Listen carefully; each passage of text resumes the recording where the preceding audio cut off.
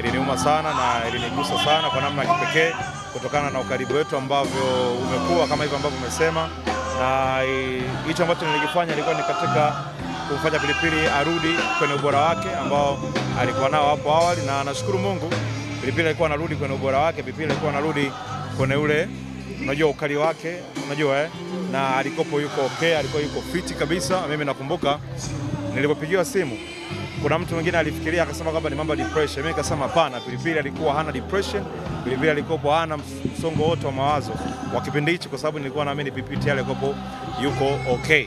Sawa, kwa hiyo ni kitu ambacho kilinigusa kwa namna ya kipekee, na tuko hapa kusherehekea maisha yake kwenye safari yake ya mwisho tunapomwaga hapa nyumbani kwao sasa. Garabi, baada ambalo unaweza kuambia mastaa hasa ambapo tunaona kwa Mandojo ilikuwa hivi, unaona tena imekuja kwa Pilipili hivi, inaleta taswira gani hasa kwenu kama mastaa, watu ambao wanafahamika kwenye jamii? Ukiona ndugu mwenzenu ametoka amepata majanga kama haya, mnapata funzo gani?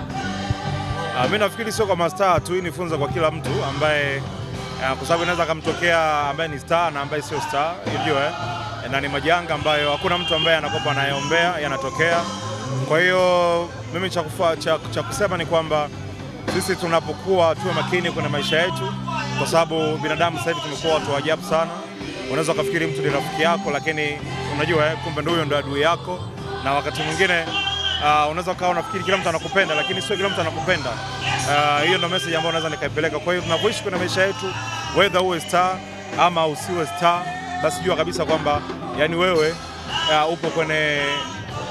upo katikati. Kwa hiyo usijiachie hivyo kwenye maisha yako unapoishi. Kwa hiyo lazima uwe ni mtu wa kubalance, uwe makini sana.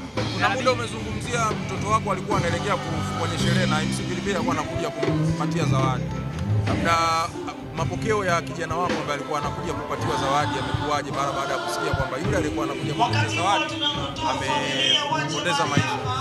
Hapana, sio kwamba ni sababu ni kijana mdogo, he is just 10 years old.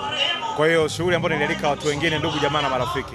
Kwa Pilipili alikuwa ni mmoja wa invitees, nilimwalika. Garabi, siku za mwisho labda MC Pilipili kutokana na hii taarifa iliyotoka kwamba alijeruhiwa hadi kuuawa, aliwahi kukwambia labda ana maadui wote au aliwahi kushuhudia akiwa na maadui labda? Kiukweli mimi kwanza nilishushwa zaidi, kwa sababu unakuaje adui na Pilipili? Mimi nilisema how can you unaweza kuja na wadui na MC Pilipili, kwa sababu MC Pilipili ni mtu ambaye ana urafiki na kila mtu, ni mtu ambaye ni mnyenyekevu, ni mtu ambaye ni mcheshi.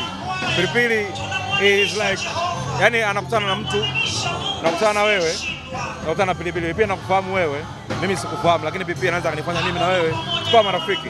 Unaelewa? Kwa alikuwa ni mtu wa connect watu. Pilipili anaweza kukaa na mwanasiasa, anaweza kukaa na msanii, anaweza kukaa na mtumishi wa Mungu, anaweza kukaa na mwanamichezo, na alikuwa ni mtu ambaye anajichanganya na kila mtu.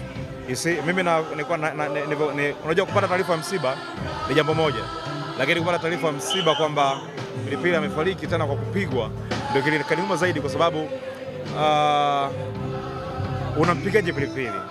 Kwa nini umpige Pilipili? Kwa hiyo kuna time nafikiria kwamba kuna ile wakati anapigwa the way ambavyo pengine alikuwa labda anacheka, unajua, so Pilipili is always smiling, you know, maybe he was smiling like bro niache la bro niache, so yani